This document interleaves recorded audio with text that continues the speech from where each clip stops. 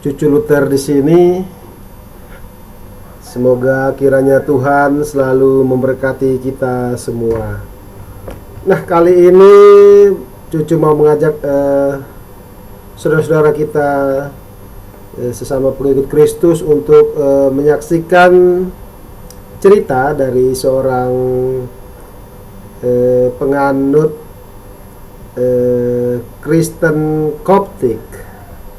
Ini channelnya cucu mengajak kita untuk menyaksikan langsung dari channel Maybe Prabowo 3 dengan judul Mengapa Pilih Kristen Koptik, penuturan seorang penganut Kristen Koptik di Indonesia Part 1.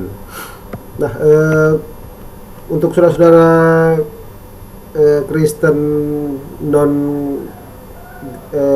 jalur apostolik ya, jadi yang teman-teman dari denominasi Protestan yang belum tahu apa itu Kristen Koptik. Jadi Kristen Koptik adalah gereja mula-mula, satu dari sekian gereja mula-mula yang berpusat di Alexandria, Mesir, dan didirikan setelah Santo Markus, penulis Injil, melakukan penginjilan di sana. Jadi sejarahnya Santo Markus itu kan selalu mengikuti Santo Petrus, lalu diutus oleh Santo Petrus ke Alexandria untuk mewartakan kabar gembira di sana, dan tumbuhlah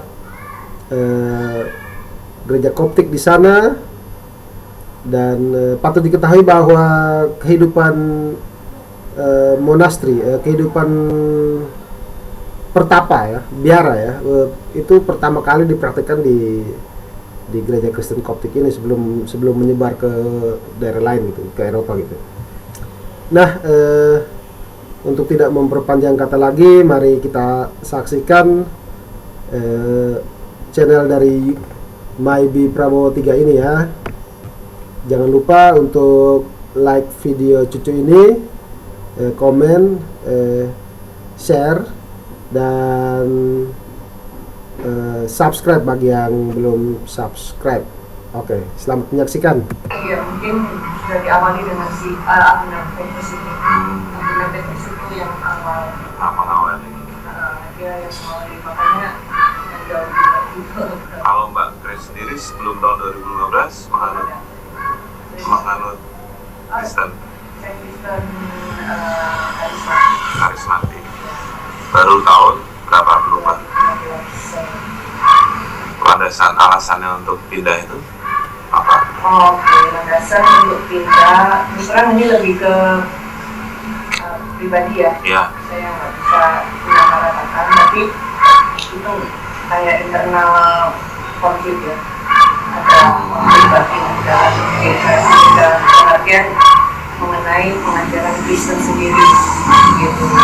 Jadi di dalam pengajaran Kristen sendiri itu terutama yang karismatik ya. Saya tidak mau menyamaratakan, tetapi di tempat ibadah saya beribadah itu kok pengajarannya itu saja. Dan saya merasa di dalam hati itu ada kayak seperti kekeringan ya. Kita merasa kering dan kita merasa nggak ada pengajaran yang lain.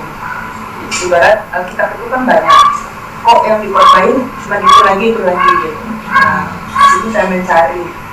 Terus kebetulan ada suatu saat di pendeta saya itu berkata sesuatu kalimat yang jelas-jelas tidak tercakup di Alkitab. Gitu. Alkitab menyatakan A, dia menyatakan B. Jadi kan itu sesuatu yang berlawanan. Dari situ saya mencari lagi, ingin tahu. Nah, waktu itu saya mencari dalam perjalanan saya, misalnya belajarnya dari antara Katolik dengan Ortodoks. Dan Ortodoks itu juga hal yang baru buat saya, karena saya nggak lebih banyak tentang gereja-gereja dari timur. Jadi suatu saat saya bertemu dengan misi dari dari gereja Koptik, dan salah satunya juga Abinah Petrus waktu itu anggota dari misi itu, dan kita berbagi. Dari situ saya merasa berbeda ya, saya merasakan saya berbeda dalam pemahaman mereka, dalam keluasan dan kedalaman pemahaman firman, dan banyak yang saya ingin tahu itu terjawab oleh mereka jauh lebih jelas. Dan ya dari situ saya Salah satunya mungkin bisa diceritakan yang terjawab itu. Salah satunya waktu itu sih sebetulnya peperangan batin saya itu lebih ke ini ya, apa namanya, mengenai komuni ya, perjamuan di gereja yang saya datang itu celakanya pendetanya waktu itu ngomongnya begini, ini bukan tubuh dan darah Kristus, ini adalah lambang, jadi ini bukan sebenarnya.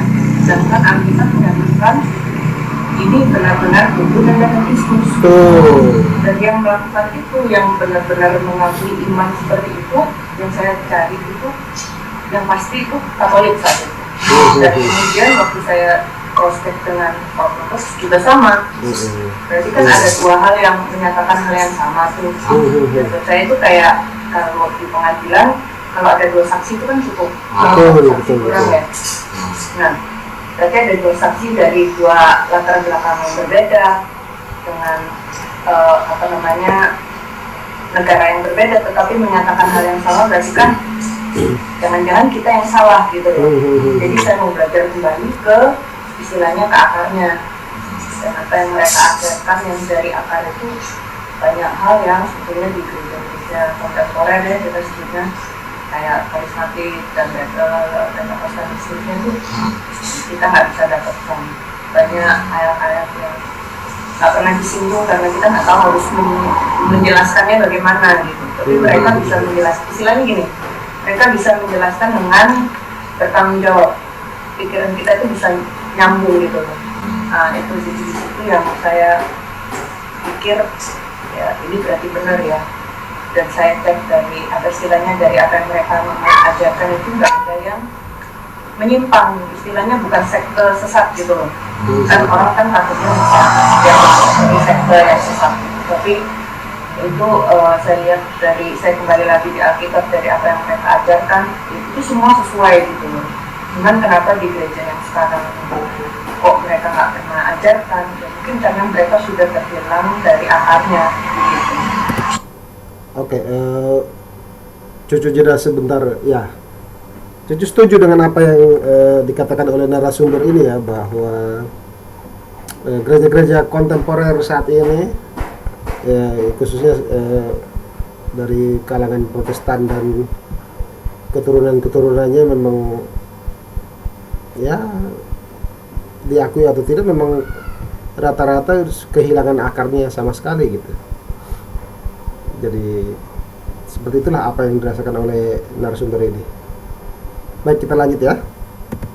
Waktu saya kembali ke akar ya istilahnya kita dapat semuanya lah ya kan, dapat batangnya, dapat dahannya, dapat daunnya, dapat buahnya ya kan, dapat setuju semuanya. Tapi kalau kita cuma diranting-ranting kita nggak tahu akarnya gitu. Betul sekali. Itu yang membuat kenapa saya memutuskan. Analoginya bagus sekali. Turki atau Tajana itu kan lebih ketat gitu dibandingkan gereja sebelumnya. Ya. Nah itu nggak masalah dengan hal-hal kayak gitu. Kalau buat saya sih secara pribadi pertama kali pasti adaptasi. Kita nggak mungkin yang dari tidak punya liturgi boleh dibilang terus masuk ke liturgi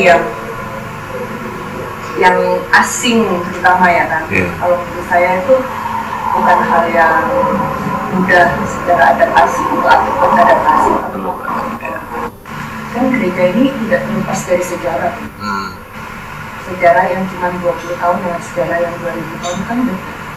Betul. Betapa dalam dan luas dan semua, dan itu semua tercatat gitu. Dan semua itu terdokumentasi. Jadi istilahnya jam terbang jauh. Nah maksud saya ya dari apapun dia udah 2000 tahun melalui terlalu banyak gitu dibandingkan dengan istilahnya yang baru 50 bahkan 100-200. Jadi gereja Koptik atau komunitas atau yayasan Koptik di Indonesia ini baru tapi lama gitu ya. Baru di sini tapi sudah lamaan berarti. Iya, di Alexander. Itu ada mengalami pertentangan dari pihak keluarga atau komunitas sebelumnya gitu? Kalau pertentangan nggak ada, tapi mungkin apa ya, karena mungkin saya kan udah dewasa ya, udah tua lagi sebenarnya, udah berumur gitu waktu mengambil keputusan seperti itu kan. Ya oke lah, ini udah sedikit lebih jauh ya. Cucu cuma mau bilang seperti ini, bahwa ajaran-ajaran yang diajarkan oleh gereja-gereja mula-mula itu memiliki akar yang mendalam pada tradisi dan kitab suci ya, jadi bukan karang-karangan sendiri gitu. Jadi ini yang harus dipahami oleh kita sebagai pengikut Yesus ya, bahwa tadi kan sudah lihat ada ayat-ayat yang digambarkan di video ini ya, yang menceritakan bahwa pengajaran-pengajaran dari Tuhan Yesus diteruskan ke murid-muridnya, termasuk pernyataan dari Santo Paulus bahwa apa yang ya terima diteruskan kepada murid-muridnya, seperti itu gitu, dalam surat-suratnya itu ya. Sedikit insight sejarah. Gereja mula-mula itu menggunakan sistem seperti apa ya, pentarki, dibilang pentarki ya. Jadi persekutuan gereja-gereja, ada gereja Roma, Alexandria,